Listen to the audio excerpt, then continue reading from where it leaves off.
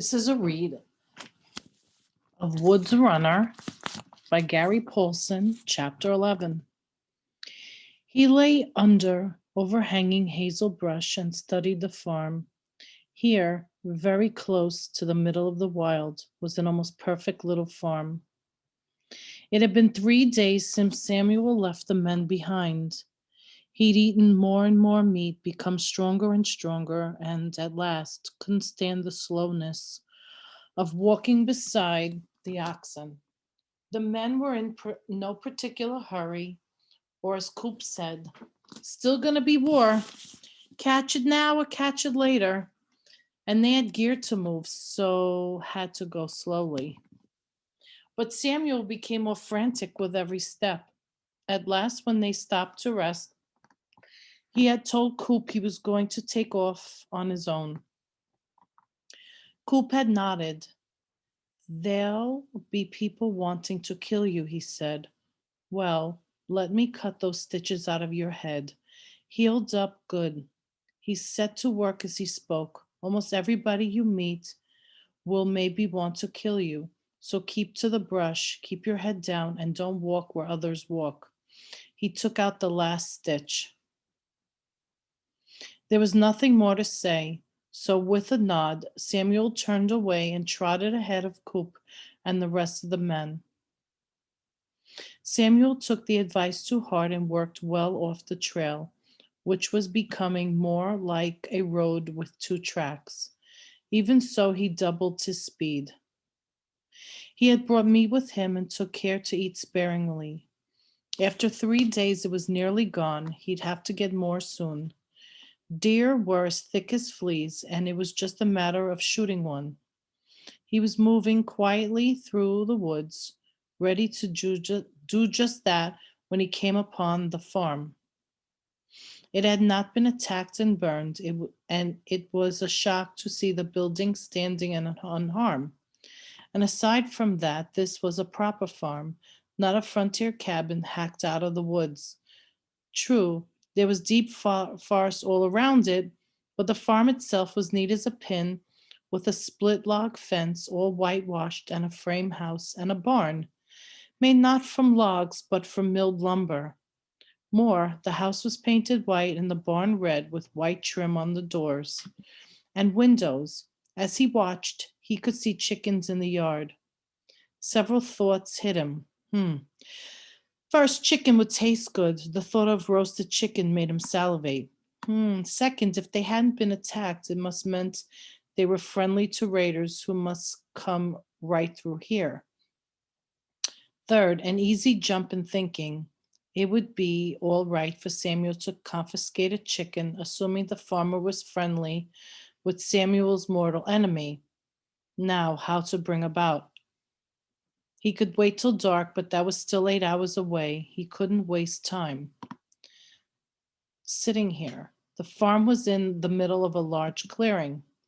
The tree line came close to the barn. If he worked his way through the trees, he might get close enough to grab a chicken and run. He was moving before he stopped thinking of it. Yet he saw no people as he moved around to the clearing in the back of the barn. He moved fast. He kept the barn between him and the house to block their view. In moments, he stood against the barn wall, not 10 feet from a small flock of chickens pecking at the ground. Just as he started to make his move, he heard a scraping sound overhead and a barn loft door opened. A little girl, 8 or 9, was looking down at him. I saw you through a crack in the wall the whole way. You thought you were sneaking, but I saw you. You look like a big 2-legged deer. What's wrong with your head? How come you're running like that? What are you after? Oh, the chickens. You want a chicken? Go ahead. I don't like them anyway. Samuel was so stunned he couldn't say anything. Then he croaked in a whisper, Is there anybody else here? They're all up in the house eating. They's eating squash and it makes me puke, so I came to the loft to play with my dolls. Go ahead, I won't tell. Thank you. Take the big red one. She's mean. chases me all over the yard and pecks at my toes. And in it for a penny, in for a pound, Samuel thought. He made a darting motion, and by luck, he actually caught the big red chicken. It squawked once, but he held it tight and quieted. He started to leave and then turned. What's your name? Anne Marie Pennyworth Clark, she said, but everybody calls me Annie. Well, thank you, Annie. I've got to be going now. He turned to leave, but her next word stopped him. You look just like the man who was here, except he was older and his head wasn't cut all up. What do you mean? Some men and a woman came here, some on horses and some in a wagon. At that instant, an enormous man holding a rifle came round the end of the barn. He had shoulders like a bear, and a gun was pointed at Samuel's face. Samuel dropped the chicken, raised his own rifle, and aimed it at the center of the man. After a second, Samuel lowered his weapon. As soon as it moved, the man dropped his. Samuel had forgotten to breathe. He took a long, deep breath now. My name is Samuel, he said. I thought a fox was in the chickens when I heard the hen squawk. The man shuddered. Wasn't too far off. I don't steal, Samuel's face burned, but I've been on some rough trail and I got hungry. He wasn't stealing, Pa, Annie piped up. I told him to take that red one. She keeps trying to eat my toes. I never turned anybody away from my door hungry, the man said. He held out his hand. Caleb Clark, come up to the house and eat. It all seemed so natural and open that Samuel forgot his earlier suspicion that the farmer was on the enemy's side. He took the man's hand. Thank you, sir. Let's stop by the pump and wash your head. It's a sight. Ma will have a fit. I got hit by an Indian, and these men came along and sewed me up. It looks, Caleb said, smiling, like you got hit by a club and then some men stitched you up and smeared some dark mud or something on it. Tobacco juice, Samuel said and spit. They made a poultice and it saved me. They were at some watering trough and pump. Caleb took Samuel's rifle. Samuel handed over without thinking. Caleb held Samuel's head under the pump and started working the handle. Scrub, he said, pumping harder. Samuel winced at the pain, but went to work carefully. Finally, the wound was clean enough to suit Caleb, and they went to the house. Annie followed, and for sure the red hen pecked at her toes. Annie yelped and scurried ahead of Samuel and Caleb to the house. Caleb had never been in anything but a cabin, most often with a dirt floor or at best a crude plank one. And Caleb's house seemed too fine. And if Samuel somehow shouldn't be allowed in, at least not without being boiled clean first. The house inside was as neat as the outside, with plastered white walls and a sugar pine floorboard, polished and rubbed with beeswax. Company, Ma, Caleb said. You got another plate? Caleb's wife was quite round with red cheeks and hair pinned up in a bun. She had flour dust on her cheek, and she pushed a bit of her hair back and smiled at Samuel with the briefest of looks.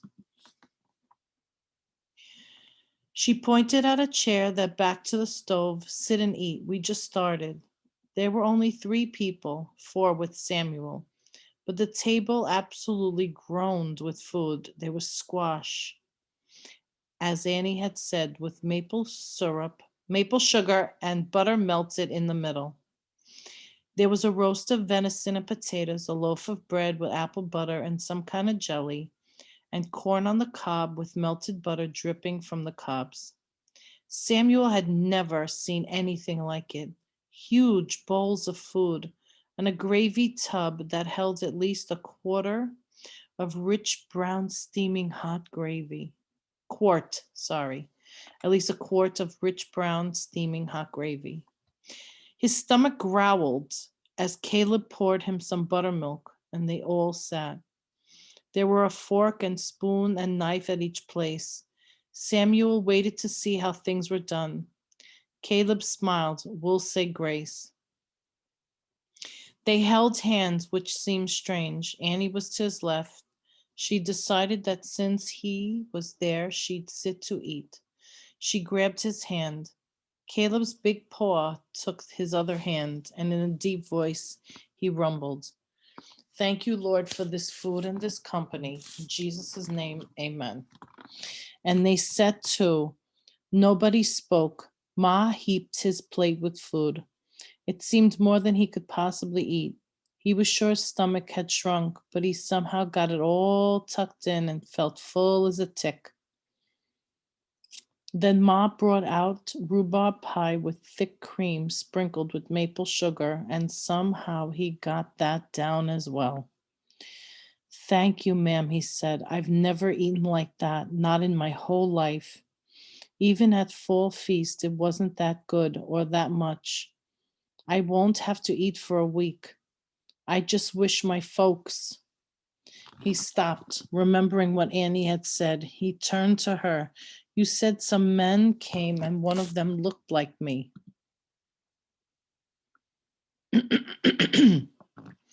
Caleb cut in. Some British soldiers came here with 2 wagons holding fugitives or captives, 5 of them. I fed the soldiers and they were civil enough and didn't bother us. Although I heard some bad stories of the Hessians that hit some farms east of here. Then I took food and water out to the captives, and one man had his wife with him, was very polite and thanked me. He looked like you, same eyes and nose. He was my father, and that was my mother. Samuel looked down at the floor and blinked away, the burning in his eyes. Annie softly patted his shoulder. He told the story of the attack, leaving out the worst details because of Annie. When he was finished, Ma was crying and he was having trouble holding back tears himself. When were they here? He asked. How long ago? 2, no, 3 days. After they ate, they watered the horses, and while they were waiting for the horses to blow and settle the water, the lead officer pulled out a little traveling chessboard. I don't know how to play, but he went to the captives, and your pa sat and played a game with him on the edge of the wagon. He loves chess. I heard the officer say to another that the only reason he brought your father was that he saw a chessboard when they raided the cabin, and he wanted somebody to play with. Thank God, Samuel thought. Thank God for such a little thing to mean so much. His his father's life spared for a chessboard, his mother's life too. He stood. Thank you for the food. I have to be going. If I am only 3 days behind and they keep taking it slow, I could catch them. Caleb said, They're heading for New York, the city. The British hold it, and they keep a lot of prisoners there in old warehouses and out in the harbor on old ships. If you don't catch them along the trail, you might go there. Good luck to you, son. We'll keep you in our prayers. Ma pressed more food on him, venison, potatoes, and corn, wrapped in a piece of linen. Annie and Ma hugged him, and Caleb shook his hand. Then he trotted along, his stomach still heavy, out of the yard to the edge of the woods where he entered thick forest. He stayed well off to the side of the trail. Once again, this small axe saved his life. He heard one clink, metal on metal, and dropped to his stomach out of sight, though he could see through gaps in the bushes. He watched them pass, an organized body of troops with tall hats moving at a quick step in tight formation.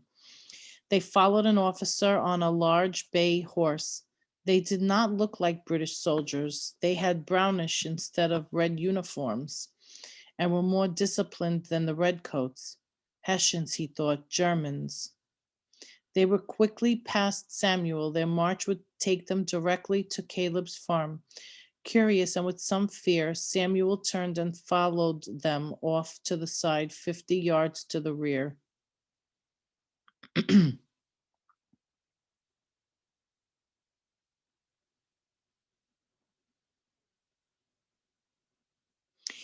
He relived that decision for many sleepless nights. The attack was over in minutes. The Hessians quick marched into the yard, broke formation, and spread out into the farmyard, grabbing chickens as they moved.